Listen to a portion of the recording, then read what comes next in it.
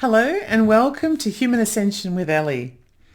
Today I'm going to be deep diving a little bit and I'll be talking about two different people.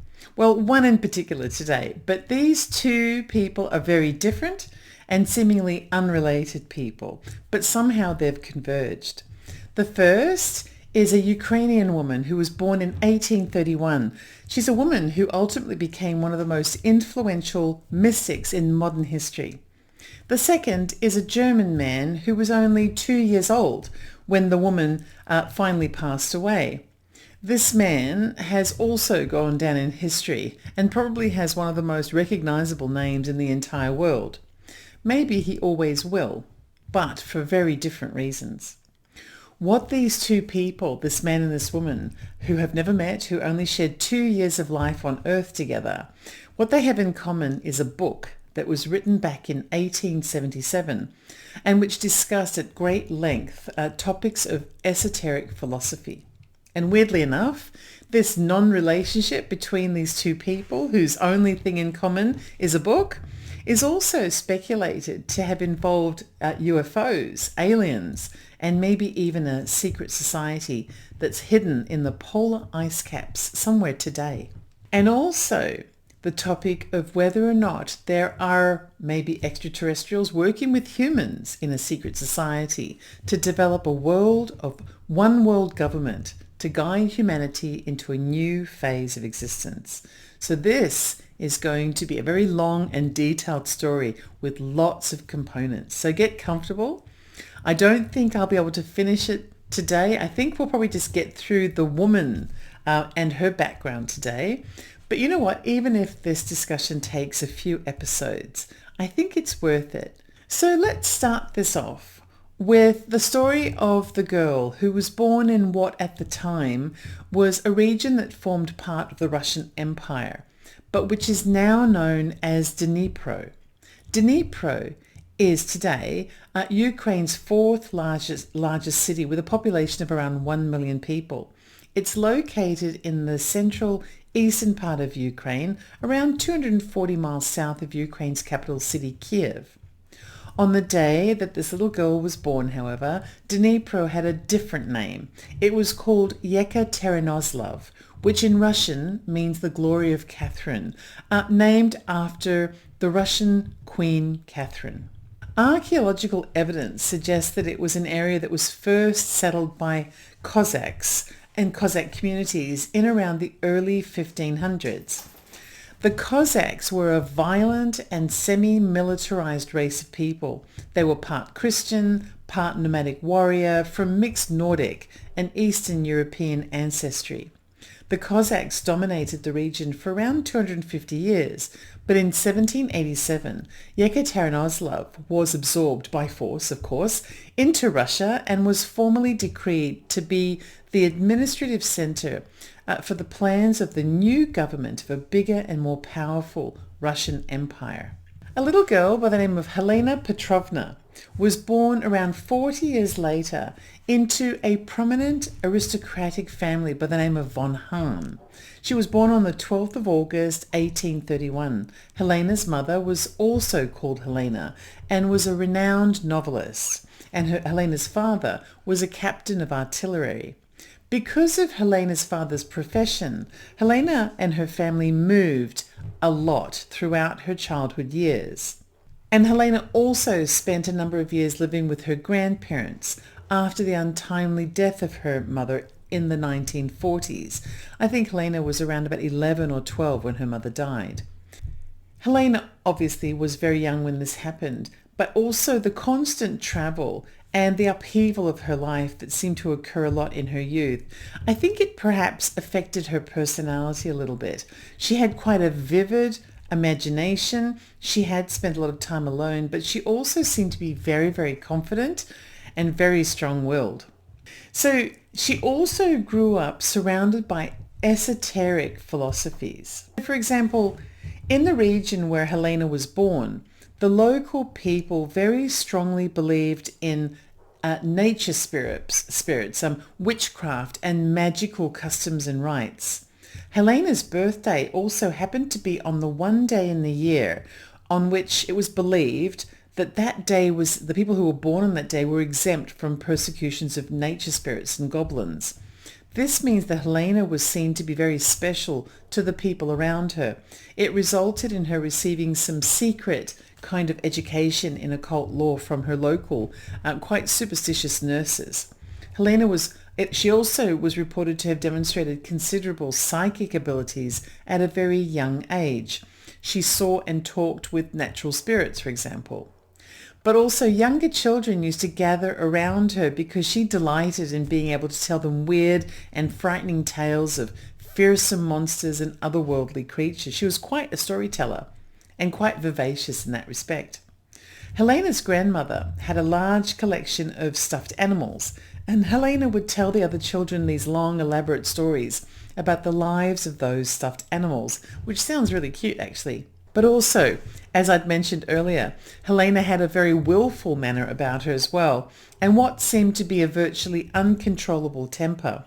She passionately rebelled against all constraints or customs or expectations that were placed on her, and this was a characteristic that she showed throughout her life. It caused her a lot of criticism at times, but also a lot of scandal, particularly when she got older. The funny thing is, you could almost see her personality in the various pictures to be found on the internet about her today.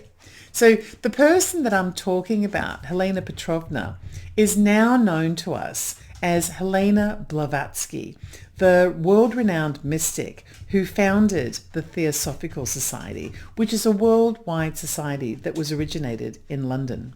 The Theosophical Society is a society that hopes to learn from the experiences of the occult. And it all begins to make sense when you get to know Helena's background and childhood. So Helena's grandmother came from Rosicrucian Freemasonry background or heritage, dating back to the mid-18th century. She had inherited a massive private occult library of books from her father, and Helena spent much of her youth alone in her great-grandfather's library, lost in the seemingly endless supply of esoteric wisdoms at her disposal.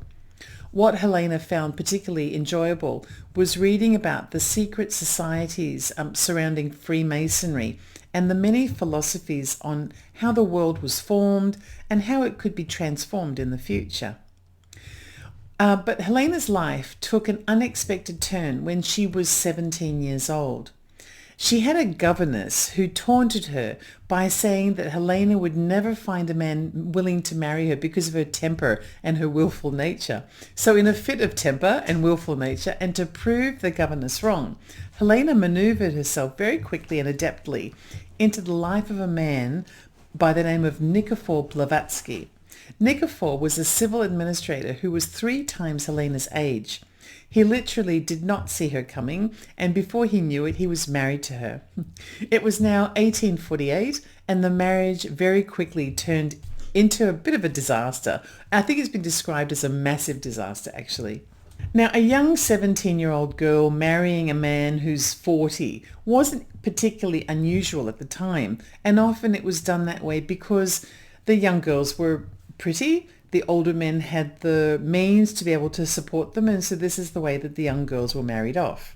But Helena had only married out of anger, and also in the hopes that being married and away from the family home would possibly give her greater freedom in her life that she would have had as being a single woman. But she was kind of mistaken, because being a married woman also had its constraints, and so the marriage never really took off, and it wasn't even consummated. Within 3 months of being married, Helena fled her married home and disappeared to what is now Istanbul in Turkey. At the time, Istanbul was actually called Constantinople. So this sudden disappearing act changed Helena's life completely and forever. She was instantly separated from high society, the luxury and the indulgence of her family life. But she was free to travel to anywhere she wished and to study anything she wanted. And so she did. Helena spent the next 25 years traveling through Europe, Egypt, Greece, the regions of Eastern Europe, and then later through Canada, South America, and also the United States. There were periods of this time where she was being supported by family, where family did send her money. There were other periods of her life where her husband also sent her money. I don't know how she managed that, but there were also periods of her life during this travel where pretty much all contact with Helena was lost. But boy, she did have some stories to tell about all of those years, those 25 years. Stories that were so wild that even today she's very easily criticized as being nothing more than a storyteller. But the fact is that Helena was indeed an unusual woman for her time, and people who are unusual often encounter unusual things in their lives. What we know for sure is that it was those years during which Helena was traveling that seemed, and in which she was unreachable seemingly, that made her the person that she will always be known for in the world today, and maybe even forever. Accounts of Helena Blavatsky's life during this time explain that she was searching for occult knowledge, an understanding of the inner powers that exist between the humanity and the natural world. She wanted to pierce the mysteries of life, and she went on a search around the world for people and experiences that could help her to deeply penetrate those mysteries that she'd read about in her great-grandfather's library. Helena believed that humans have more power inside them than just the conventional wisdoms that we're allowed to understand or which have been traditionally taught to us.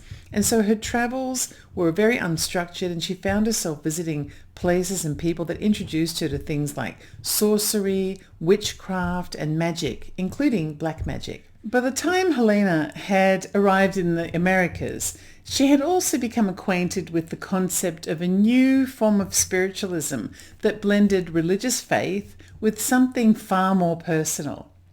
This concept of spiritualism became the foundation of many of the books that Helena would go on to write in her later life. We also know that Helena lived for a time in London and also in Paris, but her record keeping of her travels was a bit haphazard, and many of her accounts of her experiences are uncorroborated.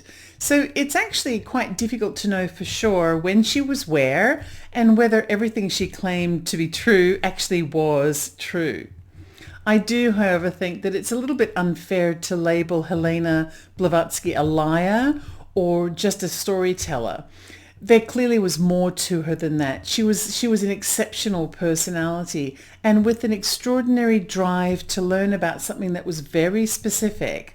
That kind of a person tends to achieve rather extraordinary things, and also tends to have a genuineness about the topic that drives them to learn more. So it was while Helena was living in London that she claims to have met a person that she refers to as her master. She met him in Hyde Park and described him to be a tall Hindu man. Now, let's stop for a second to remember something from a previous episode. 2 weeks ago, I did an episode about Benjamin Creme, who was the founder of Share International Foundation. Benjamin Creme refers to a group of masters, ascendant masters, the most ascendant of which is Christ, who embodied in a material human form in order to live his current days out in London. According to Share International Foundation, Christ continues to live in London today. If you haven't heard this episode, I suggest you catch up on it. The episode is called Brotherhood of the Lord's Kingdom, and it aired only 2 weeks ago. It could actually help with understanding the relevance of Helena Blavatsky's claims about her own ascendant master of Hindu origin. There's a lot of similarities there. Now, this master convinced Helena that she had a critical mission that needed to unfold that was ahead of her, and she was determined to fulfill this mission. But her master insisted that she must first travel to Tibet in order to do so. Now, Tibet was notoriously impossible for Westerners to be able to enter. It was a closed-off area of the world, and it was very secretive and very heavily guarded. It was highly unlikely that any Westerner would be able to move into Tibet at any time, but particularly in the 1800s, for a woman to be able to successfully do so was just unheard of. However, Helena was not an ordinary woman. When she decided she was going to achieve something and do something, she did it. And so, off to India Helena went, with a view to continuing her travels into Tibet. Now, as you can imagine, it wasn't going to be that easy for Helena to be able to enter the mysterious Tibet. Her master had told her that she would receive crucial training in Tibet, and she was therefore determined to enter. But each time she tried over the next few years, her attempts were thwarted. There were also other things that didn't always go very smoothly for Helena in her travels either over that 25-year period. And they weren't always as you'd expect of a young woman from an aristocratic heritage. She briefly returned to Russia in 1858, and in 1859, at the age of 27, Helena was befallen by a terrible illness during her brief stay in Russia. But her return to her motherland also reactivated a number of the psychic phenomena that she had been known for during her childhood. I guess it may have had something to do with the area in which she lived, perhaps, or maybe the emotional sentiment that she had upon returning. Anyway, Helena's sister, whose name was Vera Petrovna de Zelachovsky, documented and described Helena's various supernatural abilities during this time. These included telepathy and telekinesis.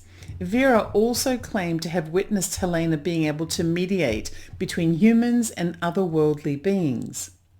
After the illness, after her recovery of that illness that she'd suffered upon her return to Russia, Helena's psychic powers seemed to magnify tremendously. She was considered by those around her to be a powerful psychic medium. So in around 1865, Helena left Russia and continued with her travels. She went to Italy, Eastern Europe, Egypt, and Persia, which is now known as Iran. She became friends with a member of an Italian society called Carbonari, which resulted in her joining the Garibaldi army, which was an army closely connected to the Carbonari Society. She fought in the army, and in 1867, at the age of 37, she was wounded while fighting in the Garibaldi army during the Battle of Mentana in Italy. She sustained 3 gunshot wounds and was also stabbed in the chest, but she survived. Now, we are talking about an account of the events that Helena has described herself. However, what is known is that she did have injuries on her body that appeared to correspond with the types of wounds that she claimed to have received. So quite a miraculous recovery from an almost certain prospect of death. But one thing we also know about Helena Blavatsky then is that she sure wasn't a shrinking violet. She definitely got involved in life, by certain. Anyway, after living for a time in the Americas, Helena was again in Constantinople when she was summoned by her ascendant master. Together, they traveled through India, and this is where Helena claims that she met 2 other masters. One was called Kut Humi, and another was Master Morya. These were mystics who ran a school near the grand monastery of Tashi Lunpo and were believed to have possessed superhuman powers. They were given full access to the Tibetan monastery containing all of the sacred Buddhist literature that exists, and this was shared with Helena in the form of teachings to be shared with humanity. Helena was given the role of disciple, which is a person who was destined by her birth to reveal secret teachings to the world. Helena remained in the Tibetan Himalayas for the next 2 years and forever considered this time in her life to be the single most preparatory time of her life's spiritual enlightenment. It's also this time in which Helena claims that she was dictated the entire contents of one of her most profound books, one of the most profound that she'd written in her lifetime. The very same book that ultimately connected her to a man that hadn't even been born yet, but would later go on to become the most ruthless and feared tyrant ever known to the world. After leaving Tibet, Helena traveled to Cairo and founded a society called the Spiritual Society. or co-founded. The purpose of the society was firstly to investigate occult phenomena, which was something inspired by Helena's time living in the Americas. Secondly, the society was conducting secret occult rituals that were only known about by a very small number of members. There isn't very much known about what these rituals were all about, but it is speculated by some that the rituals were very similar to the kinds of rituals that were later conducted in the earliest period of operation for the Theosophical Society that would be founded by Helena or co-founded by Helena Blavatsky just a few years later. In the early 1870s, Helena's spiritual society ultimately disbanded, and Helena relocated back to the United States, where she lived in New York City. She began collating the works of the written word that she had compiled by telepathic instruction by her various mystical masters. There are people during this time that dismissed Helena's stories as being fantasies, delusions, or misguided constructs arising from the personification of spiritual concepts. Personifying a concept was something that had previously occurred in Freemasonry. It was like creating a history of biography of a person or an entity that didn't actually exist themselves, but with a physical description of an idea that has no actual physical form. And they thought that Helena was doing that. Many people also criticized Helena during this time, which, as we can imagine, probably just caused her to become even more defiant, because that was in her nature. But anyway, it didn't stop her from writing. And so she wrote and she wrote and she wrote. Helena wrote everything that she knew. She wrote everything that she had learned during the 25 years of travel that she had undertaken across all of the wisdoms that she'd learned and all the spiritual concepts that she'd been taught by a number of different masters that she had met along the way. Because, after all, this was believed by her to be her critical mission in life. And if nothing else, Helena Petrovna Blavatsky was determined to deliver on this critical mission.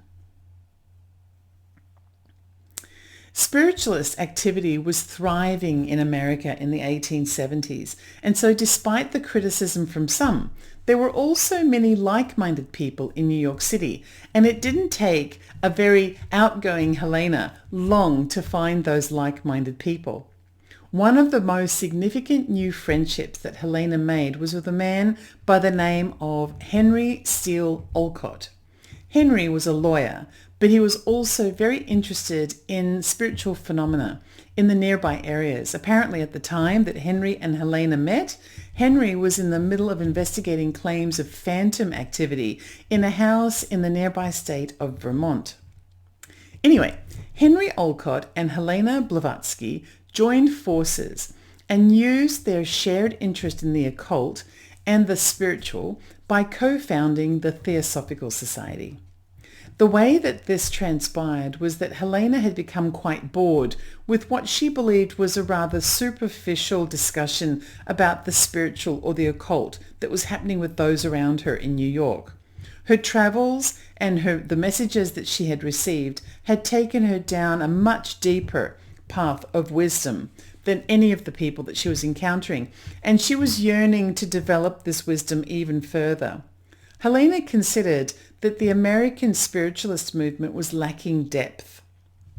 She began to reject the chatter around her and instead turned to more ancient writings of philosophy and then also about recently found bodies of text that had occurred during that time. For example, one of these texts that had been recently found were the pyramid texts, which were found in the pyramids of Egypt in the late 1800s. These texts are among the oldest religious writings in the world, dating back to around 2400 to 2300 BC. They were inscribed on the walls and inside tombs found in or near the pyramids, and they contain spells and incantations intended to protect the pharaohs in the afterlife. Helena had been conferring with spirit beings and her masters, and it was this that she combined to begin developing her own doctrines, which were firmly rooted in far more ancient esoteric traditions from around the West and around the world. In the beginning, she tried to make her ideas public through writing in a spiritualist scientific type of magazine. She wrote extremely well, and her articles began to attract groups of people who were curious to find out more about the occult. Helena started hosting gatherings in her apartment in New York City. People in attendance would regularly be lawyers, academics, religious publishers, and spiritualists. Helena was slowly becoming the hottest thing in town, spiritually speaking, at around this time. After attending a lecture by a Kabbalistic Freemason by the name of George Felt, Henry Olcott one day suggested to Helena that it might be a nice time to expand on the work that they were both doing by founding a society that would be dedicated to studying the occult. Henry Olcott took on the role of president of the society. George Felt became vice president, and Helena Blavatsky worked as secretary. The name of the society was the Theosophical Society, and that name was chosen because the word theosophia was an ancient Greek word meaning wisdom of God. The society had 3 high-level objectives, which can be summarized, I guess, as follows. Objective 1 was to form a universal brotherhood with a single set of purposes to guide them. There would be no distinctions made as to race or creed or social standing, and each member of the brotherhood would be judged on their individual merit. Objective 2 was to study the philosophies of the East, in particular India, and to present those philosophies to the public in ways that would interpret what humanity already knows in new esoteric ways. And objective 3 would be to transcend beyond the dogma of established religious doctrine or material principles and into the forces that are unknown or unrecognized by science and which occur in nature and in the presence of psychic and spiritual powers available but untapped inside humanity. Helena Blavatsky, during her travels, had become absolutely convinced that this notion of Egypt being the foundational element of all esoteric and spiritual awareness was incorrect. She believed that the earliest period of time and the earliest location that was foundational for all of this ancient wisdom was actually India. She took a tremendous amount of interest in India, I guess perhaps because of those 2 years in the Tibetan Himalayas. And this was part of one of the reasons why India featured very strongly as a center of knowledge and wisdom and those Eastern spiritual concepts that were part of the founding principles of the Theosophical Society. So it all sounded wonderful. And I kind of wish, to be honest, that I'd been around then to be one of the early members. But in reality and in truth, the whole idea of the Theosophical Society in the beginning, it flopped terribly.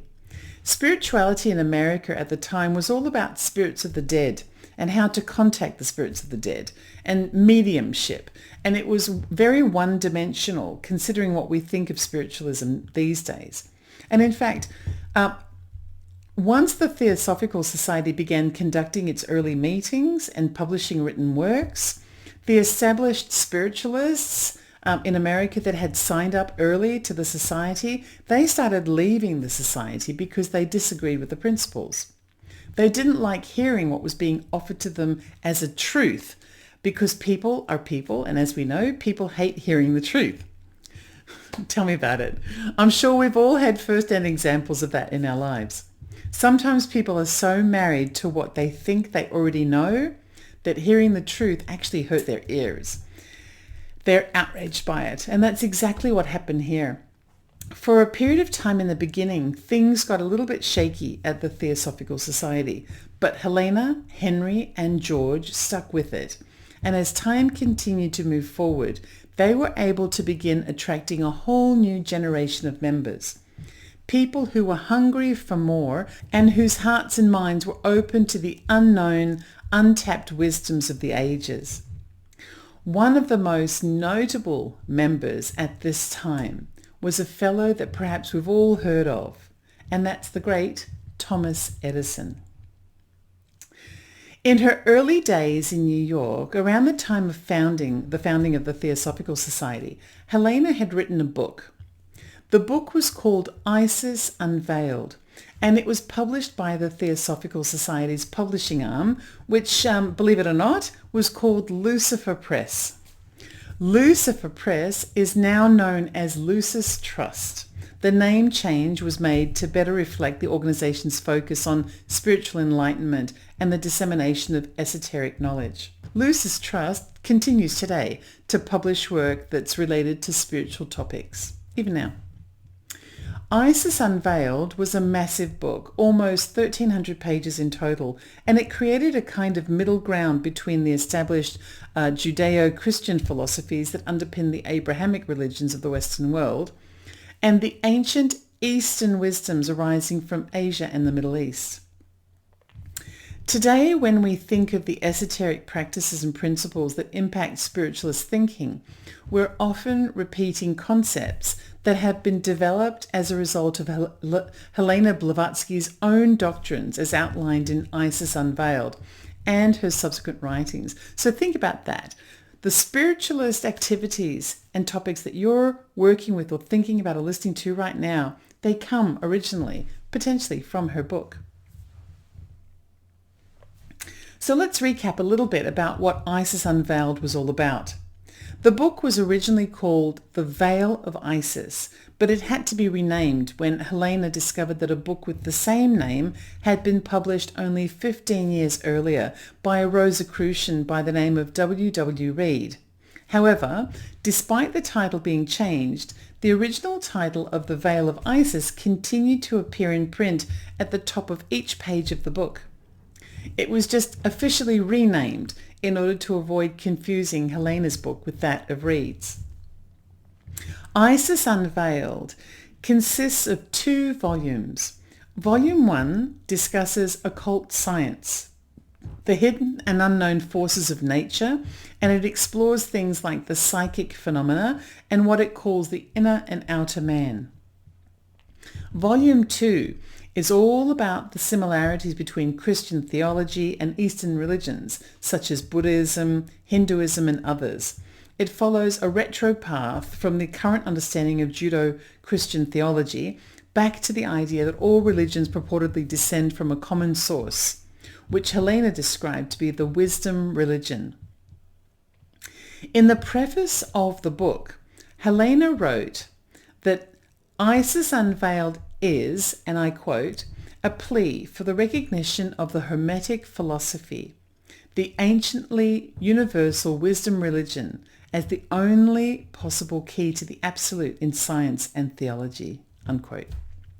Helena's Isis Unveiled created a symphony between Christianity, the occult, scientific theories such as Darwinism and the Darwinistic theories of evolution, and blended them into an argument that strongly defied the findings of traditional scientific explanations about the origins of humanity. I actually remember recently listening to a podcast referring to Helena Blavatsky as being too chubby to be a woman traveling the world alone in the mid to late 1800s. I have to say I couldn't help it. And I went to go find photos of the podcaster, who also, it turns out, happened to be a little chubby. I guess she must have been somewhat a different kind of chubby to Helena, and so was speaking from personal experience, perhaps. There are, of course, chubby girls who sit around judging others, and this is something that I feel very strongly opposed to. And there are chubby girls who take the bull by the horns and make stuff happen. As a chubby girl myself, who has lived in multiple countries and navigated more than one risky circumstance in my life, including paving my own driveway, building my own garden shed, and having personally walked up the thousands of stairs that it took to get to the Holy Trinity Monastery in Meteora in Greece, I can vouch for the fact that not all chubby girls are useless.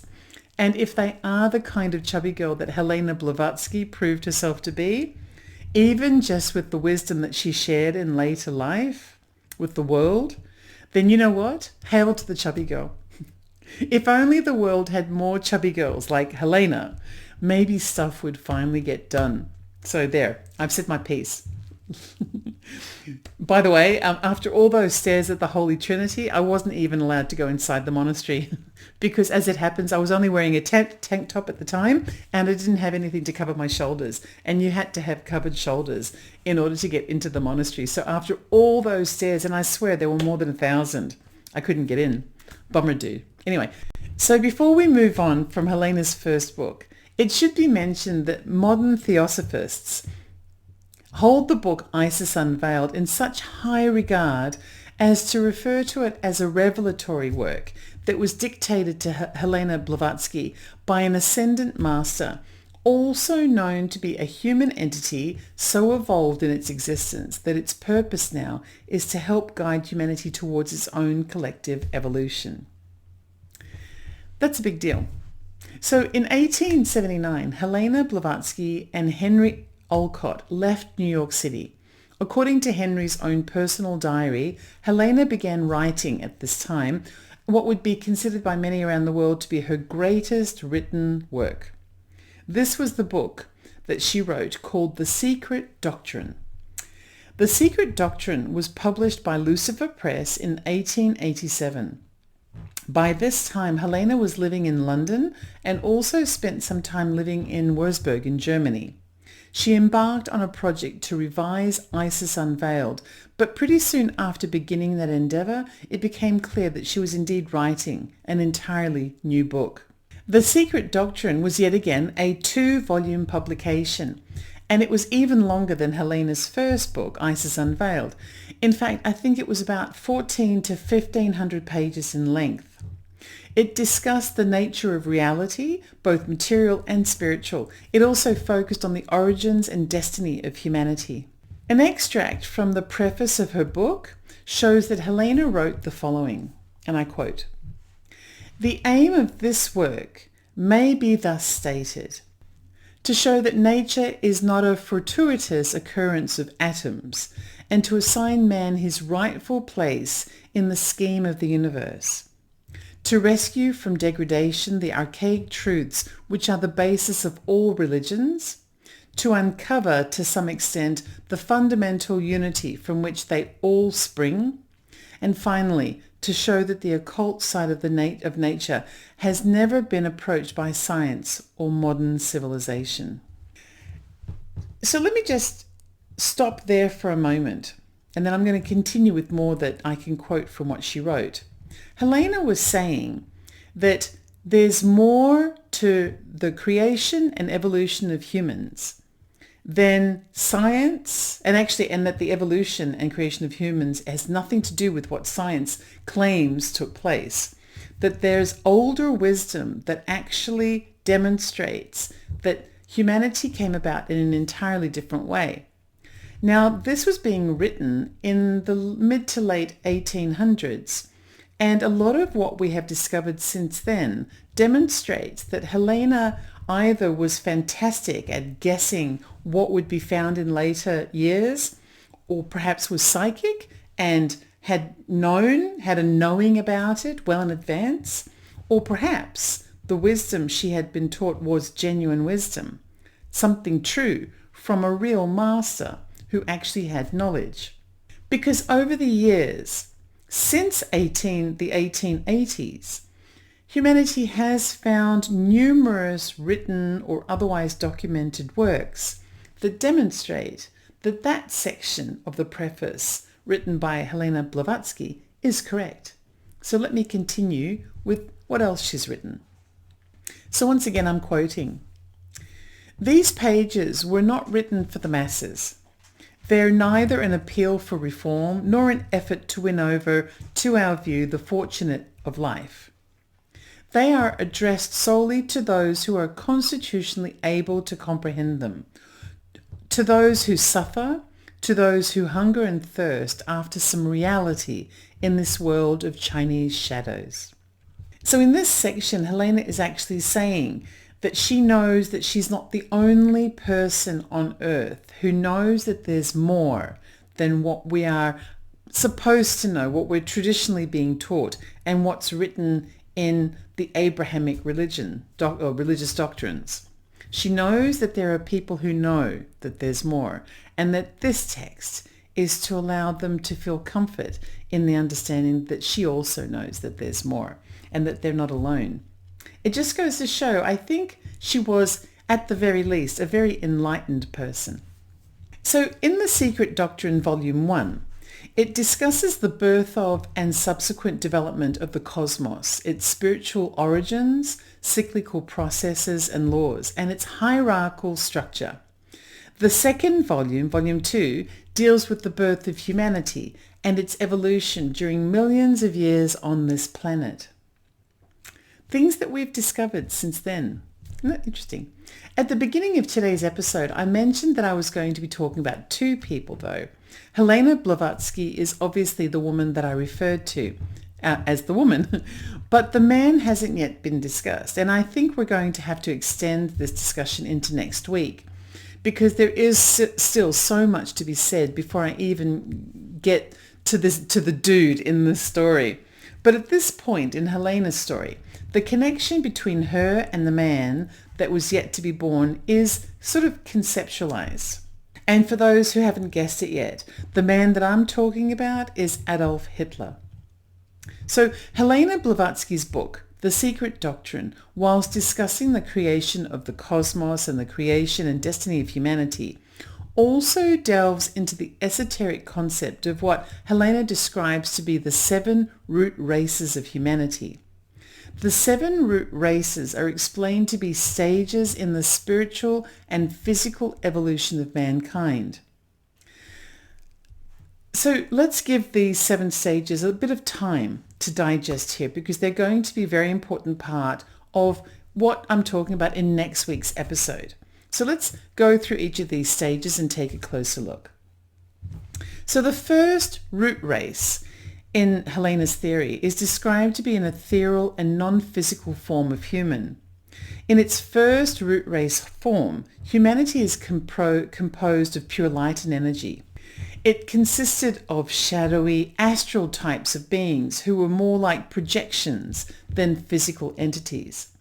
Characteristics of the first root form of humans included those who were self-born, so I guess they had somehow created themselves, but they lacked any kind of understanding of life or language or any kind of cognitive abilities. They were also sexless, and whilst they did reproduce, this was through a process of fission, like being able to split into multiple created beings, sort of like a virus multiplies. It splits and it multiplies. Like humans do actually act like a bit of a virus sometimes, so I guess it makes sense to think of us as coming from a viral type of beginning.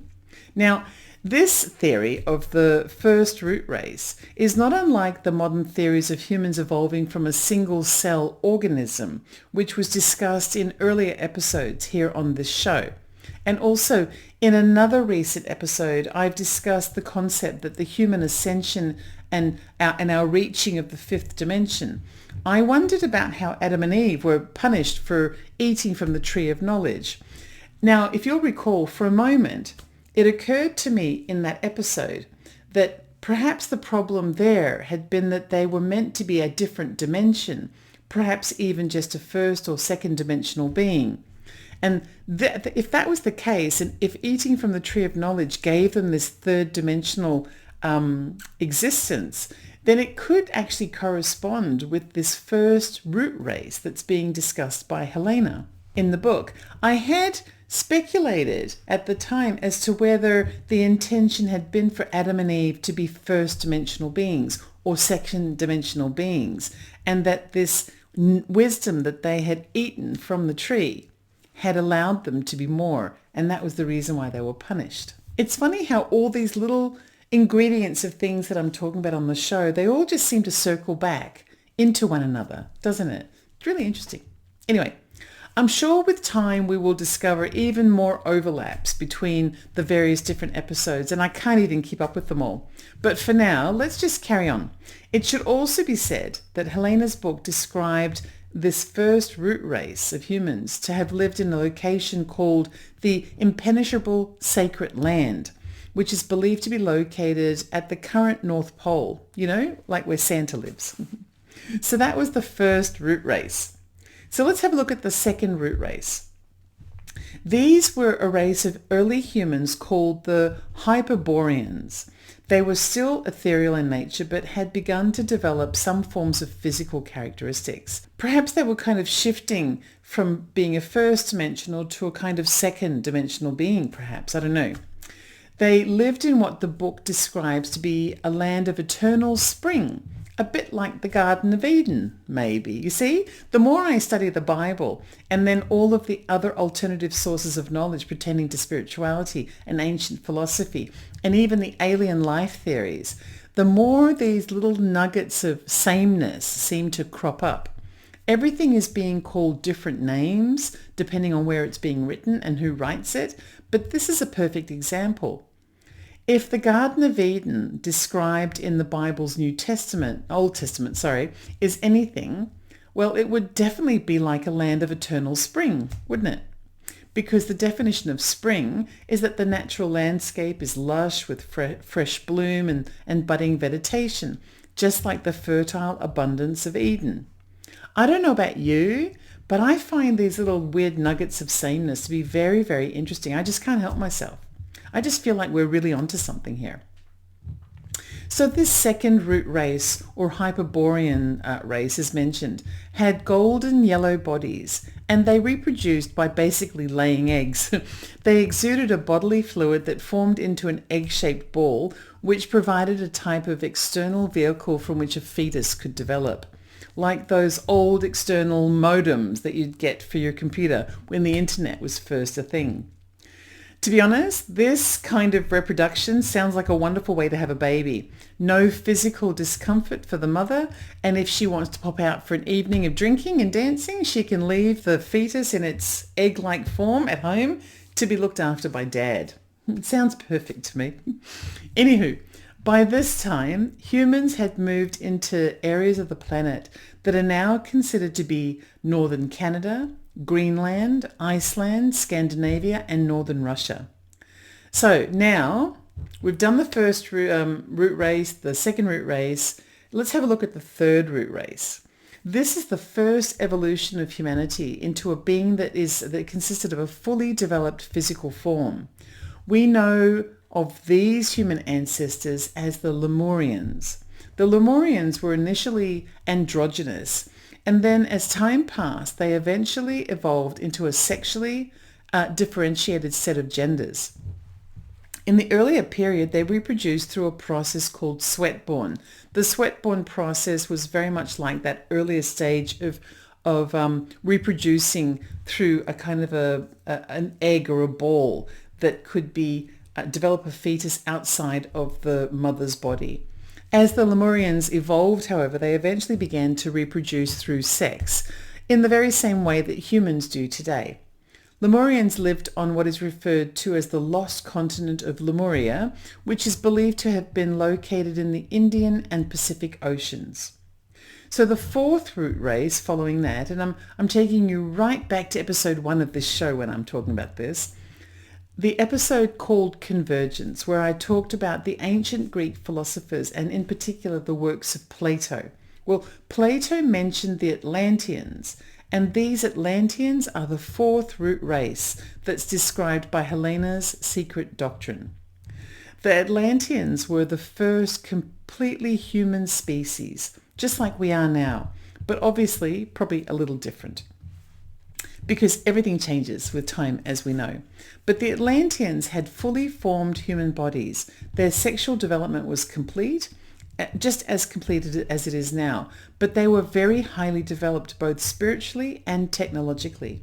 In fact, the Atlanteans were described to have possessed a very strong psychic ability. They lived on the continent of Atlantis, which is believed to be somewhere in the Atlantic near the Mediterranean regions.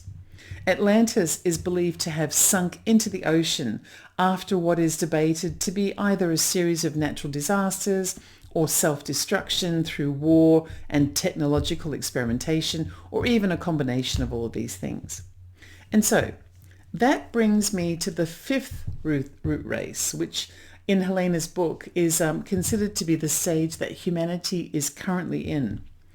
The key characteristic of this stage in humanity's evolution is the development of our intellect. So the fifth root race was described in Helena's secret doctrine as being an Aryan race. But in order to understand what that means, we need to get to the core of the language that was being used in this description.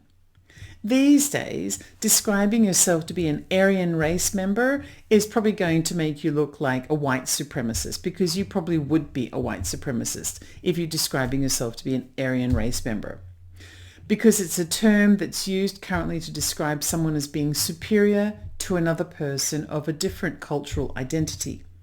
But at the time of Helena's writing, Aryan was a word derived from Indo-Iranian terminology relating to nobility. But this is something that's going to be relevant in next week's discussion, because the word Aryan might have come from an Indian or Middle Eastern origin, but it sure was distorted over time, and it took us to an entirely different set of discussions about humanity and its place in the cosmos. I'll talk about that in more detail next week. For now, however, let's just know that the Aryan stage of humanity managed to develop advancements in intellectual capabilities very rapidly, and also spread throughout the world, with significant population growth, in particular occurring in Asia and Europe. So according to the secret doctrine, that's where we currently are in humanity's evolution right now. But there are still two root race stages left to go. Let's look at these both now. The sixth root race is a future evolutionary development described in Helena's book. It's expected to be more spiritually advanced than we currently are. It will possess higher consciousness and greater harmony with the universe. It will also revert backwards in some ways, back to the ethereal formlessness and also the androgyny of sex and gender, moving away from physical reproduction, just like the earlier root stages. This stage of humans will emerge from the Aryan stage and will spread across the globe, leading to the seventh root race of humans. And then finally, the seventh root race stage is the final stage, which has achieved a perfect balance of spirit and matter. In this stage, humans will be highly spiritual beings living in a state of enlightenment and unity.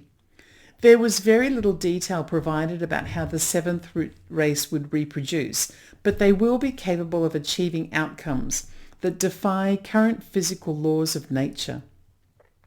The secret doctrine describes this stage of humanity's development to be far off in the distant future, as something that will represent the complete culmination of the human experience and of human evolution. So we are currently well past the halfway point and are sitting in the fifth stage of evolution, according to Helena Blavatsky's book. And it's funny because as I was compiling my research for today's episode, I kept coming across people who were experts. And for those who are listening on audio, I just want you to know that I air quoted the word experts. People who profess to be experts talking about how Helena Blavatsky referred to the fifth root race Aryans as being Anglo-Saxons specifically. These particular experts obviously haven't read The Secret Doctrine, because that's not what Helena Blavatsky wrote at all. She didn't differentiate between Anglo-Saxons and other ethnic races of humans. In fact, Helena did assign the term Aryan to include ethnic races that might slap a few white supremacists squarely in the face. For example, on page 78 of the book, she refers to Aryan Hindus, and on page 79, the Egyptian Aryans. On page 126, she refers to the various different groups of Aryan races and includes Asians, Europeans, Greeks, and Egyptians as examples. It's actually more likely than not that if Helena Blavatsky was talking about a single Aryan ethnic originating factor, it probably would have been Asian, and specifically the Hindu groups inside India. For anyone who wants to check my work on this, you can read the entire book for free on archive.org. You can even search the book's entire contents for keywords and other stuff, which is exactly what I did. So I guess all that can be said to the arguments being made about a superior white race based on the claims that the Aryans were and are such a race is, well, bummer, dude. Claims to fame instantly dissolved, but that's for another day. For now, let's finish up our discussion on the Secret Doctrine book because it really is a fascinating read.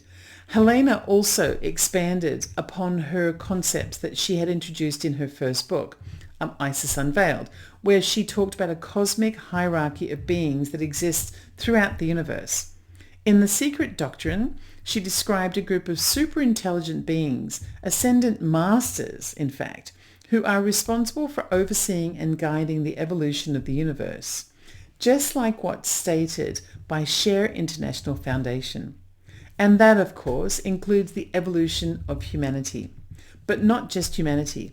And in this instance, Helena crosses over into so many of the other topics that we've been examining in this show every week. It seems, perhaps, that there might just be a group of cosmic caretakers who derive from any variety of places and many different types of races, but whose mission it is to keep everything moving forward in an evolutionary sense. We're going to talk about even more of that in the future. The more I researched about Helena Blavatsky, however, for this show, the more convoluted all of the historical accounting is. It seems that many of the books that were written about Helena Blavatsky were written by people who injected their viewpoints into the discussion, and they relied on the accounts of third-party people.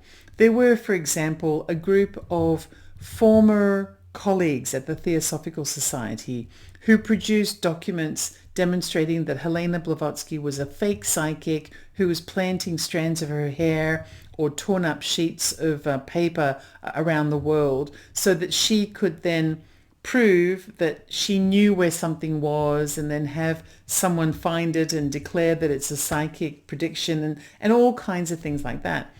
But all of these accounts come from third parties. There is a lot of mystery around Helena Blavatsky, and it's easy to determine that she was a fake, that she was a crackpot, that she was a con woman, or that she was just mistaken. However, what she did appear to do was write two very influential, detailed books that rely on the amalgamation of wisdom from all over the world, from places that people say she couldn't possibly have been to because she was just too chubby to do it on her own. That bit really stuck with me. That bit really stuck with me. It really irritated me. It's such a simple-minded and superficial thing to say. There are also many people who make judgments as to whether or not Helena Blavatsky was an honest person or whether she was just a grifter. And a lot of this appears to be based on the general consensus that women in the 1800s were supposed to be a certain way. And if they weren't that way, then there must have been a character flaw that made them highly promiscuous or a grifter or something like that. There has been speculation that Helena made her, she financed her overseas travel by being a prostitute. I don't think I have ever heard of any prostitutes in the 1800s who made enough money to be able to travel the world, but that's one of the speculations. She also claimed to be celibate and have never had sex, and also to live a virtuous lifestyle, but she was known as being a prolific smoker, someone who smoked many cigarettes per day, or tobacco. I don't know if they were cigarettes back then, but she smoked a lot of tobacco during the day.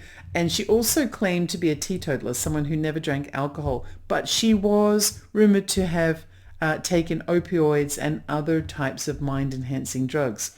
So there is so many questions about Helena Blavatsky. But she certainly did live an extraordinary life, and even when you look at her photos, most of which are photos from later life, you can see that there's more to her than would appear in the average woman of that time. I'm willing to give her the benefit of the doubt because she has been so influential, and she was also the first when it came to opening our minds to so much about what could be possible. Helena Blavatsky began exhibiting symptoms of influenza on April 26th, 1891, and just a few weeks later, on the 8th of May 1891, she died at the age of 59. Although the final 17 years of her life were an incredibly productive time, they were also very tumultuous. There were many allegations of fraud, plagiarism, as well as lawsuits that were brought against Helena Blavatsky. Even now, she has her staunch critics who claim that she was a fraud, a quack, a charlatan, or even just insane. But she didn't write like an insane person. In fact, the portions of her book that I've read so far are articulate and highly informed. Her ability to synthesize and eloquently articulate the knowledge that she passionately believed would bring about the evolution of humanity was one of the main reasons after her passing that more than 100 notices appeared in the British press to commemorate her life and her death. That's pretty impressive. The ancient wisdom of Helena's ascendant masters that she believed was her destiny to share with humanity has continued to provide a foundation for what was once called the New Age movement. But that's probably an old term now. Now, I'm not even sure what to call it. New Age science or something, I don't know, because it's something that even rivals modern day physical science in its credibility from time to time. And when I say that, what I mean is that today there are more people in the world who believe that something exists beyond our scientific knowledge and our proof of science than those who believe in science alone. And it's largely thanks to Helena Petrovna Blavatsky's life and the translation of her life experiences into the written works that provide a broad base of insight that makes personal beliefs something that every person in the world can uniquely possess as their own. So in next week's episode, we're going to return here to learn about the impact that Helena's work had on the world after it was captured and distorted by a bitter group of men determined to resurrect themselves after a shocking and humiliating defeat. And what I'm talking about here are the Nazis and Adolf Hitler. We're also going to talk about how the whole thing mingled together to bring us the new cultural shift into a world in which UFOs and extraterrestrial encounters are increasingly evolving into mainstream discussion and the concepts of human evolution. That was a wild journey, wasn't it? My name is Ellie, and you can find me at Ellie Dreams Down Under on YouTube. I'm currently on the hunt for informed individuals who can help to shed light on the evolution of humanity in any area or topic that it might relate to, whether it be science, religion, faith, the supernatural, the paranormal, psychology, you name it. Get in touch by email at elliedreamsdownunder@gmail.com and let's see if we might discuss some of these concepts on a future show. That's it for today. It's been a pleasure. Until next time.